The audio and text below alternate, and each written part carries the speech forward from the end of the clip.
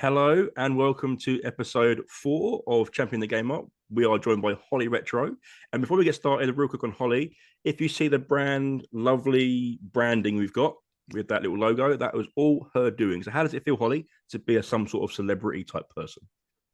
A celebrity type person. Well, you know me, I like to stay humble. I wave at everyone that I see on the street, and they chuck roses at me sometimes, but I stay down to earth about it.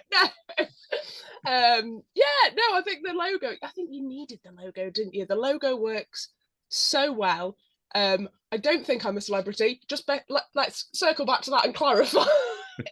But no, I think you definitely needed the logo. I think it works well. I think, you think Coach Marv, and you think, if I want to know, I've pointed people in your direction before, because if you're starting out on retro gaming TikTok, you are the person that people need to come to, because I discovered you were one of the first people I found, and if I didn't, I don't think I would have continued with it as much as I have. So yeah, I think you're a very important person in this community. You're the celebrity, Marv. You should I be really wouldn't waving go that far. I promise you I like the wouldn't go that far. Queen. I'd say all my thing was to do was I'm going to post videos of people I honestly enjoy because I'm not very clever or entertaining, and I'm throwing them in the direction of people that are. So that's where we are with that.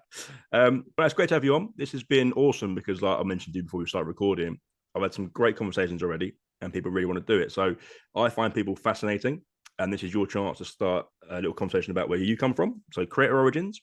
Tell us about your page, how you got started, what the mindset is behind it.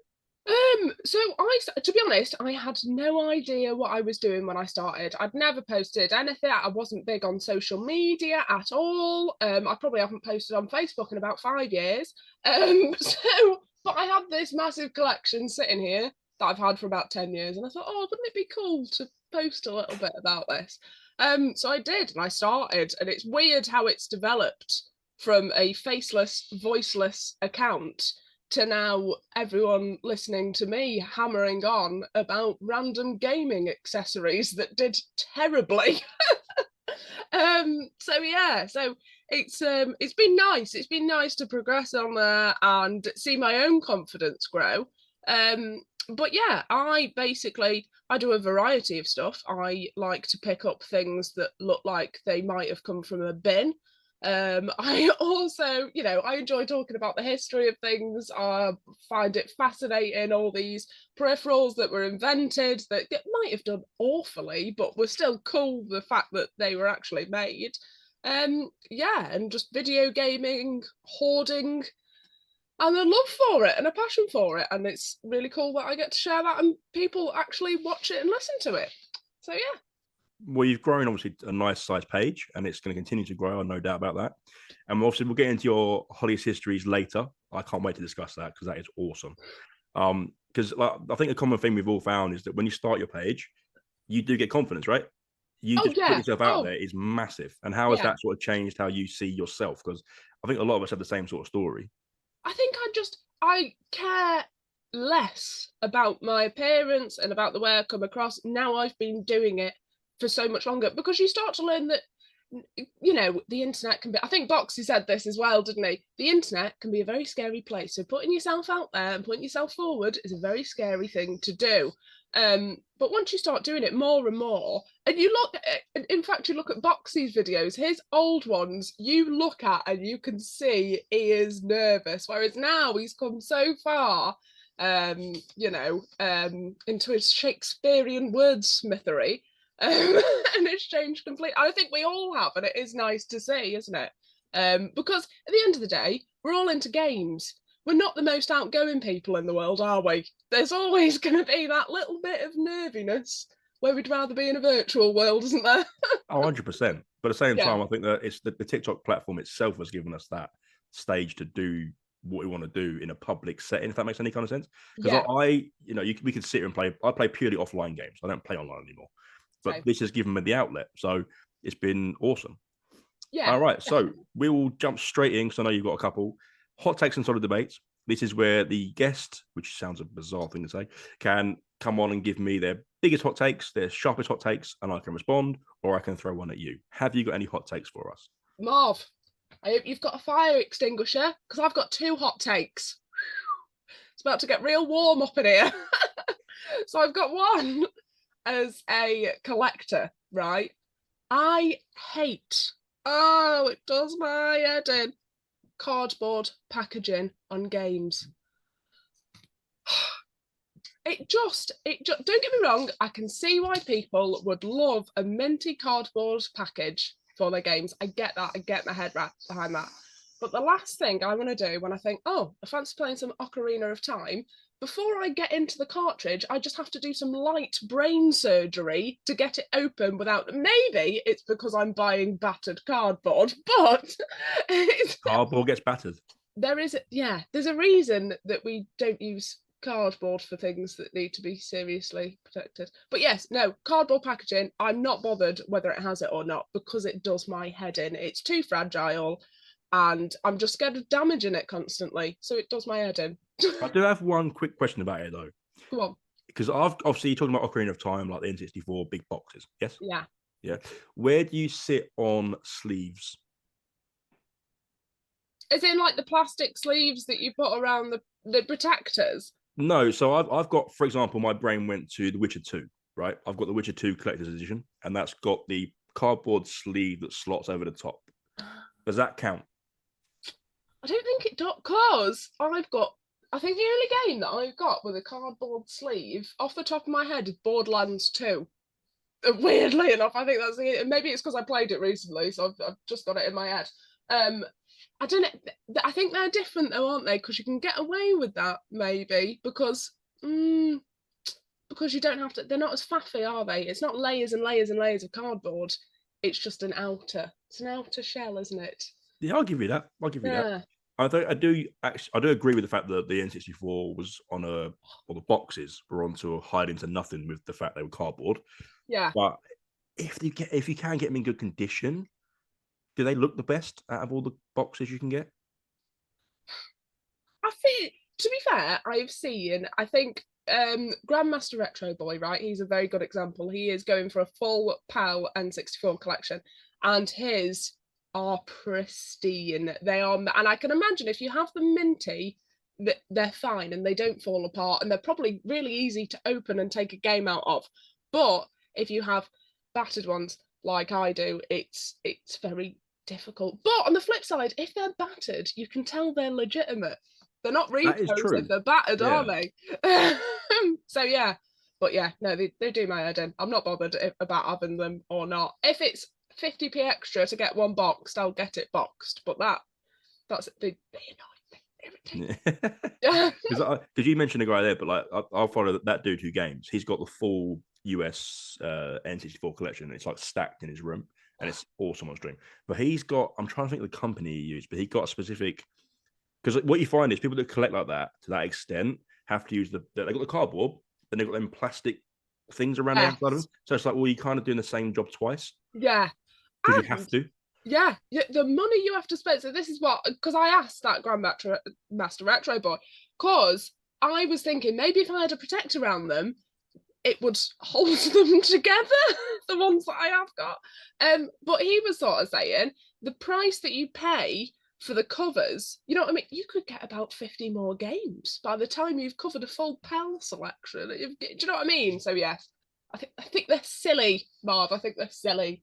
I agree. See why people have them. But it occurs to me now, I've got Killer Instinct. I'm currently in my lounge for those that can't see, but in my actual gaming room, I've got a Killer Instinct in a plastic box. Yes. It looks fantastic, but I couldn't imagine buying 50 of those. Yeah. So I do agree with you. And you mentioned you've got a second hot take. Oh yes. And this, I think that this could come under two things. You know, I think I answered this game in the games that people are shocked who haven't played, but I can never be asked, and I don't think I ever will be asked, and it sounds horrendous, to play Red Dead 2. Can't be asked. Yes. I can't be asked. For those who can't see me, I just celebrated right there. Okay, I've mentioned it. You tell me why you can't be bothered. Do you know what? It sounds horrendous. I've seen the reviews on it, and I've seen how amazing it looks. And I didn't buy it for me originally. I bought it for my lovely boyfriend for a Christmas present when it came out, because I thought, do you know what? I feel as though he would really love this, and he'd get behind it. and once he's done, I can play it.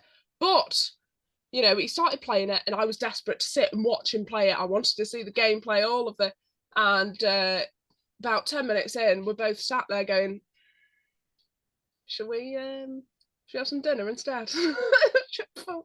Staring at our watches, scratching our head. Yeah, this is good, this is. The problem is, and Boxy did a very good video on this. Flip it, I've mentioned Boxy 7 times already. He's paid me a tenner, actually, to mention him this much.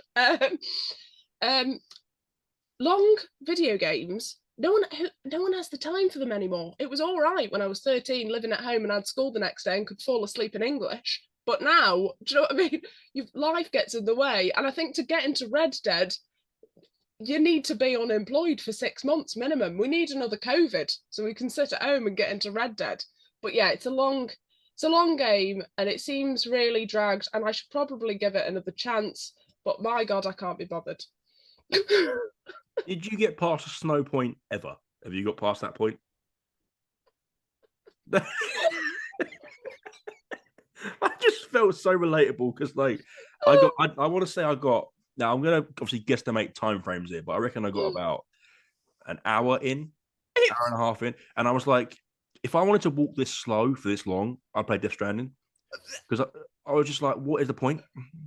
So long. Now I don't know. They're probably trying to build a feel for the real atmosphere, and that is great. Good for them and good for people who want to play it. But my God, oh, does it feel like maybe it's us? It's an us problem. But I'm glad you agree. But well, I'll tell you what. I just played and stopped playing because it's boring AF. But I just played Sleeping Dogs, and at one point, so in Sleeping Dogs, for those that don't know, you start off like for about a quarter of an hour playing like an intro mission-y type thing, and then out of nowhere it goes bam, here's the world and play.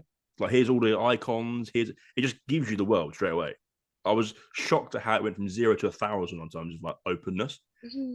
I wish Red Dead had done that, because I'd just, because the aesthetic of it is awesome, it's lovely, it's beautiful, and the characters seem so rich and deep and like novel-esque, like written characters. And I've seen so many people finish it, and the amount of streams I've seen cry at the end. Like, it's obviously it's hit close to home for a lot of people. But what is the point of that first however many hours it is? Because I think this is the problem. I've seen clips of it, and me and my fella have both turned around to each other and gone, we really need to give that another go, don't we? Yeah, because you see the clips of it, you see people streaming it, it genuinely looks unreal, and the hype behind it. And yeah, maybe it's an us problem. Maybe I think we're the problem. Probably. Given the ratings it's got, probably. Yes, yeah, definitely. Okay. They're like, too long. Turn it off. All right, so we have coaches' questions. This is where I throw a number of questions that I've got on my TikTok page that are now infamous at the person in front of me and get them to have their responses. So, coaches' question number 1: a mechanic that blew you away the first time you used it in a video game. Oh. A mechanic that blew me away the first time I used it in a video game. Well, give me some suggestions, because otherwise I'm going to be thinking for the next. I love it. We're on episode 4, and we're 4 for 4 on everyone struggling on these questions, because on the spot is like, whoa.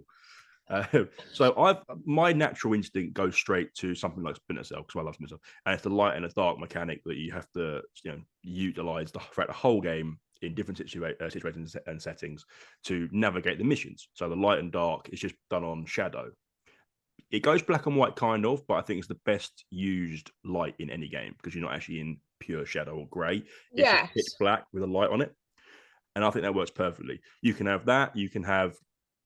People have said about the menu music and the way it changes, that's one end of the scale. The other end of the scale is every single time you select something different on the menu, the music changes. It can be anything from that end or that end. Flipping heck.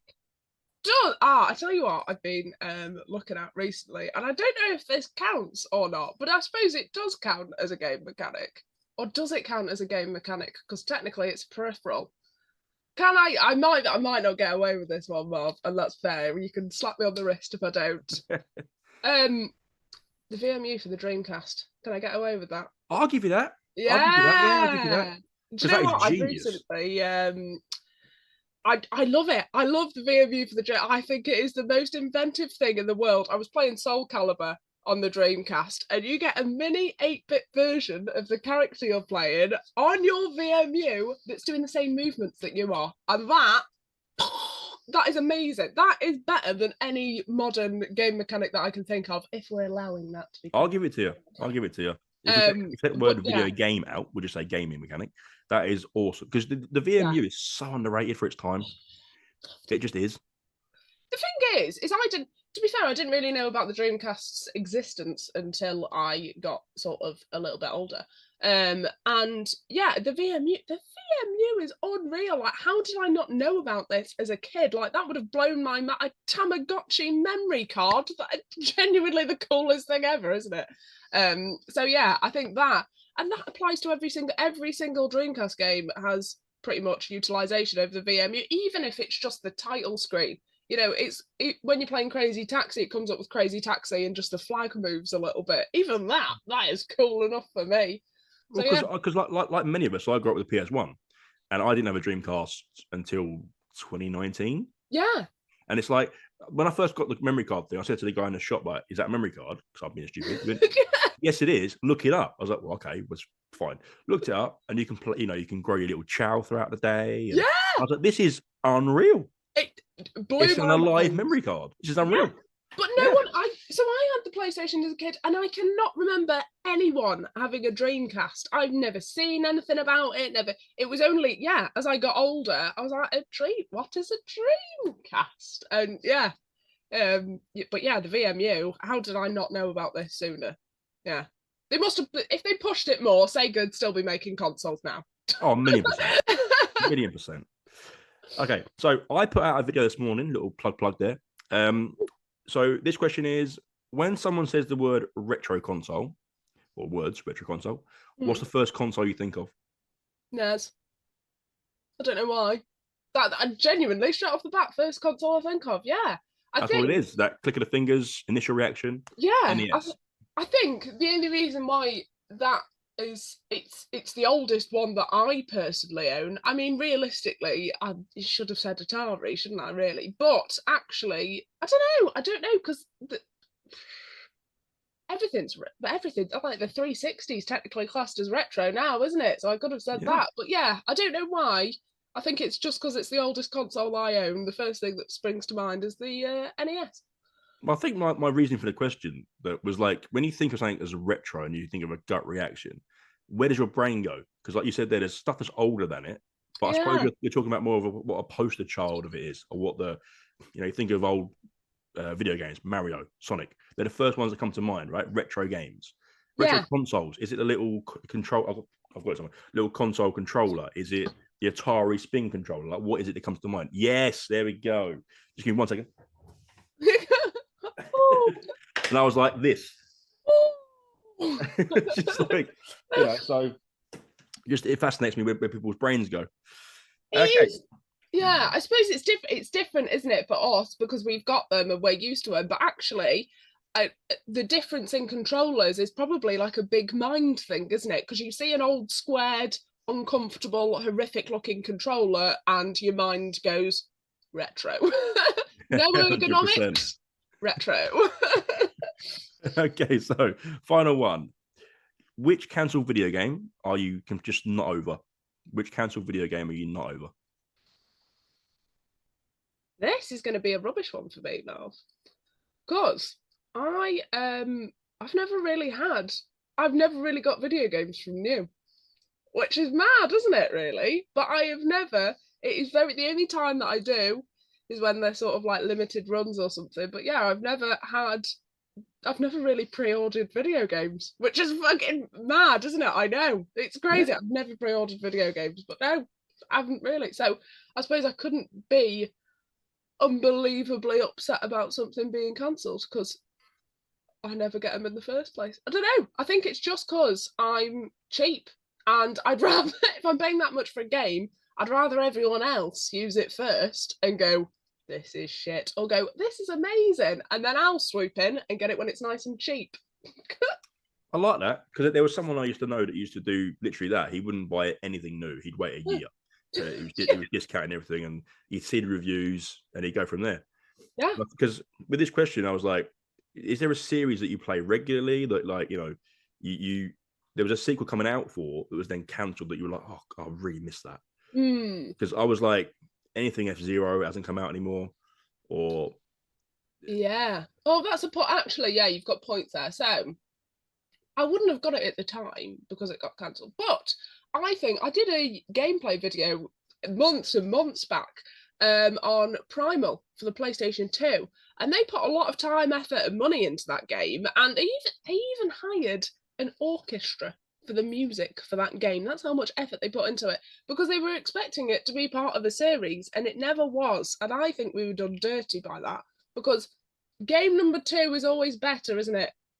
As a general rule of thumb, the second one is always better than the first. Normally, it doesn't always count, but normally it is. So yeah, I Godfather would have 2, loved but to I have won't go there. seen, if that was made into a bit of a series, I'd love to have seen where they went with it, maybe. But yeah, I mean, it might have been rubbish anyway. But This is it, isn't it? It's like, what? Because I don't understand. I say I don't understand. I do understand. It's a money thing. But like, you look at something like Star Wars, and they released. I mean, they have that. I forgot what it's called now, but it was like Jedi something. But it was like the open world Jedi game, wasn't it? That they just Star Wars 17 or something like that. They were going to release a game fully fledged. They'd done everything for it. The voiceover work, the graphic work, every single thing was done. And at the last minute, went, no, we ain't doing it. I don't think I heard about this. Yeah, This it's Star Wars something 17 or something. I'm going to butcher that. Someone's going to kill me for that. But yeah, it was completely Everyone's finished. going to be listening, going, "What is this guy?" Yeah. Wow. Just look up Star Wars cancelled video game and it'll come up. I guarantee you. I will. That's weird, because I'm a big yeah. Star Wars fan, and I hadn't seen. This is what I mean. I am retro by name, retro by nature. I haven't got a clue unless it's 10 years old. Count me out. Well, again, like another thing I was going to say, if we didn't have any, Fable, right? I didn't come to Fable until late, right? But Fable Legends sounded like my game. Like they had a thing where you basically had a system which was like, it was a god in the game and 3 or 4 characters fighting in conjunction with each other. Like the god character could control the map and change the map, and how awesome is that? And they just cancelled it. That is a shout, actually. From my point of view, you've just taken away a potential new Fable follower. Yeah, I love Fable. I love the Fable games. I've got really sad with Fable recently, and got rid of all my standard edition ones and replaced them for the fancy collector's editions. But yeah, no, I love the Fable games. To be fair, I might go back on my rule. No, I won't. No, I won't.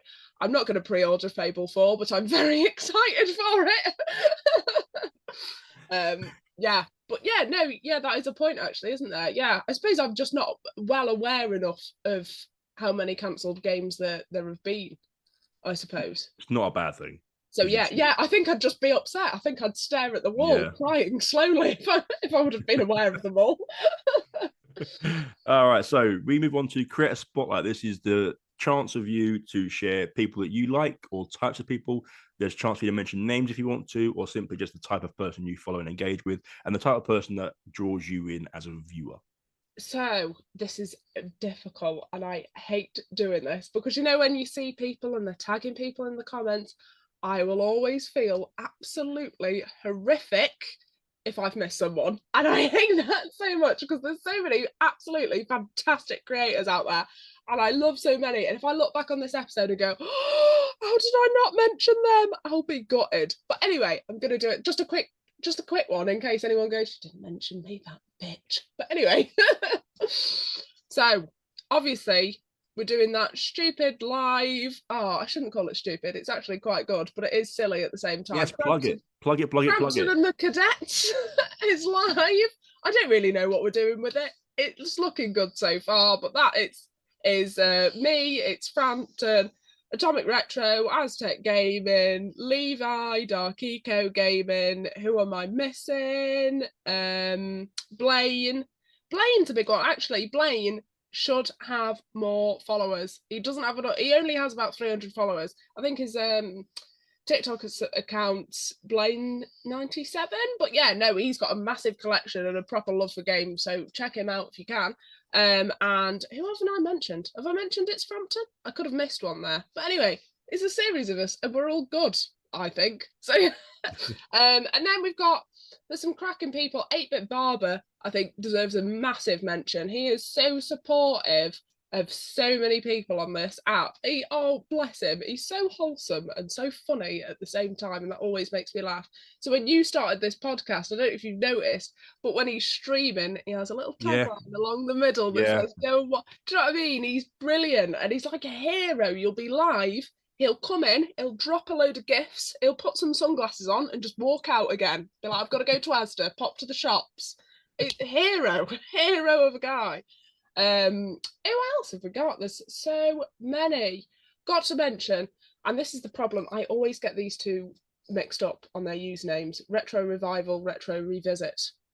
Oh, I don't. When I started on TikTok, I got lost so many times. Obviously now it's beautiful. I know them both, but I was tagging the wrong person. I was like, it's a nightmare. They're both great, but Liam, the not ginger one, he was especially great, especially when I first started. If he had a quid for every time I messaged him going, mate, what does this mean? He wouldn't have to do TikTok. He'd be off somewhere in a yacht. Do you know what I mean? So he was very helpful. He was really good. And Ginger Tom is especially good as well. Everyone you've had on here has been amazing so far as well. And people you mentioned you've got coming on are also amazing creators. So yeah, there's unbelievable amounts. I feel as though I've definitely missed some, which will upset me deeply.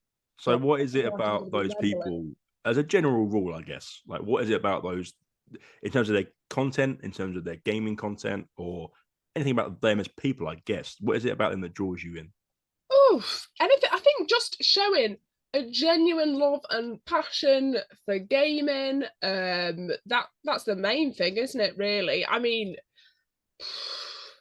everything. As long as you can see that behind the content, I think it really speaks for itself. But yeah, and the support within the community is always amazing, isn't it? So I think that's a massive factor, you know, getting involved, hyping everyone up. And I think we're all very good at doing that, and I think it's a lovely thing to be a part of. And why wouldn't you want to be a part of that? People that aren't, bit of a red flag, but why wouldn't you be able to be a part of that, silly geese? So yeah.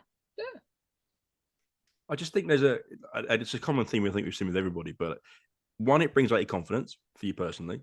Yes. And then once that happens, there's like a threshold, I think, where once that happens and you're feeling more confident, you've put one video out, 10 videos out, someone will like it because someone will relate to it. And that just has a big knock-on effect. And I think where there's people that are missing out is because they fear, like you mentioned Boxy, right? Me and Boxy had the conversation before we start recording. The internet is crap. Like the whole thing, the internet is, I take it as a purely negative space. Yeah. Little pockets here and there that you can jump in and out of, like Guardians. You just jump in and out of and keep it positive. Yeah. If you can stay on the outside and on peripherals on the edge, jump into a positive pocket, jump back out again. That's a much better experience for you. Yeah. And this whole community is like that. Oh, definitely. Do you know what I mean? You're going to get the odd comment, aren't you? I've had the odd one and an odd dodgy comment, and, but it's very few and far between. Do you know what I mean? But yeah, so far, everyone's just supportive and amazing. So yeah, it's brilliant. It's a nice thing to be a part of. And what I like about this is the wrong phrase probably, but the smaller creator. Especially if you see the smaller creator go from where they were to like a massive creator. Yeah. Like, it's because they're real about it. Like, some pages can feel really, it's a bit unfair, I suppose, to say this, but they feel a bit forced sometimes, too commercialized, too whatever. If we see someone like, who was it yesterday? Someone said about Retro Revival starting in his garage. Right? Yeah. Oh my God, with the stack of games behind him. Yeah. To see him go from that to where he is now doesn't feel as forced. And I gravitate to what real content is, and I love it. Yes. So, yeah, absolutely fab. And people are so interesting. That poor lad must be fucking skinned. Do you know what I mean? Jesus, he's got shares in IKEA now. He's got that much shelving from there. Flipping heck. But yeah, no, it's brilliant. And I tell you what, the nice thing I find about it, I look around my games room and I can see influence from other creators. That's one of my favorite things that I love. I look at the brown Tendo that's not brown anymore, and I think of Barrowland Retro, who sent me that shell. I've got a Stay Retro Holly sign from Aztec Gaming. I've got, do you know what I mean? They need to go up. I've got 2 pictures from the Yorkshire Gamer that I need to frame and put up and eventually put. Do you know what I mean? It's really lovely that I could look at a game and go, oh my God, so and so posted about that. That's why I picked that game up. So that influence in my real life is actually really lovely, and that's something that's enjoyable as well. Love it. So we will sort of end, I guess, with the fact, just share who you are with your handle, some of your most recent content and what your content is, and what makes your content unique, I guess. So yeah, it's Holly Retro. I am on quite a lot of things, but I only really post on TikTok, which is, it's bad, isn't it, really? We need to start branching out more, don't we? But anyway, so yeah, I do a bit of a mix of everything, really. I kind of I post Holly's histories, where I talk about normally failed peripherals for consoles, but I try and make it semi-entertaining. I've got a bit of a segment where I try and sometimes fail to fix broken consoles, and between that is just brain rot TikTok content. My favorite thing you've ever done, can I just point out, is when you did that video, because we all have the same problem. You did a video which was the bloopers. Oh my God, yes. That is just hilarious. Real, isn't it? It's the most real thing I've ever seen. It was so good. Yeah. So good. That's the thing. And I think people don't realise, or I think the main thing with me, it was only when I started speaking to other people, I was recording these videos and going, why can't I get my words out? Why can't I speak English? Am I that bad at it as soon as that camera's on? And then other people started saying about it. And I was like, right, this is normal. This is very relatable. Let's post about it so everyone feels normal. Because the most real thing ever was you do a little recording and then mess up your words or whatever, right? All and then you would get like a little split second of you berating yourself about it. I was like, yes, we all do that. So good. So bad for it. The amount of times it's that mini pause before going, you fucking idiot, you idiot, and then stopping the camera rolling. No, I absolutely love it. I say this has been awesome because, like I say, there's so many interesting people that have got backstories that we just need to hear, really. Yeah. So thank you for coming on. Is there anything else you want to mention? You want to plug? Please plug everything you're doing with obviously Frampton and everything. Anything else from you want to mention now? Oh God, floor is yours. Put me on the spot. No, I love TikTok. I love the community. Everyone's amazing. If you don't, get on it. Do it. What's stopping you? Unless you haven't got a phone. But then you wouldn't be listening to this anyway. So go on. There you go. Beautiful stuff. Just a motivator over here. Okay, so we'll end it there. This has been episode 4 with Holly Retro. Please go follow her on all the socials, not just TikTok. Let's try and encourage her to get some more content out there on every platform. It's not going to work, is it? It doesn't work on me either. My missus is like, you've got to do Instagram.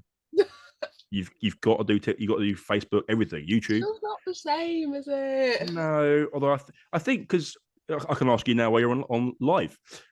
Should this be on YouTube? Do you know what? Yeah, probably.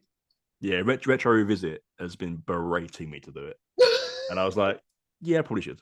To be honest. Yeah. Do you know what? I wouldn't mind if it was like I've got a separate account I've got to upload it onto and takes ages. There's literally a button click. Yeah, I'm just lazy. You haven't got an excuse there, really. But on the flip side, we could all just copy and paste our posts over to Instagram, couldn't we? True. There's still. True. There's time. Lazy. But no, thank you for being on. It's been amazing. Again, this is Holly Retro. Go and follow her. It's been episode 4, and I will catch you on the next one. Been a mouse.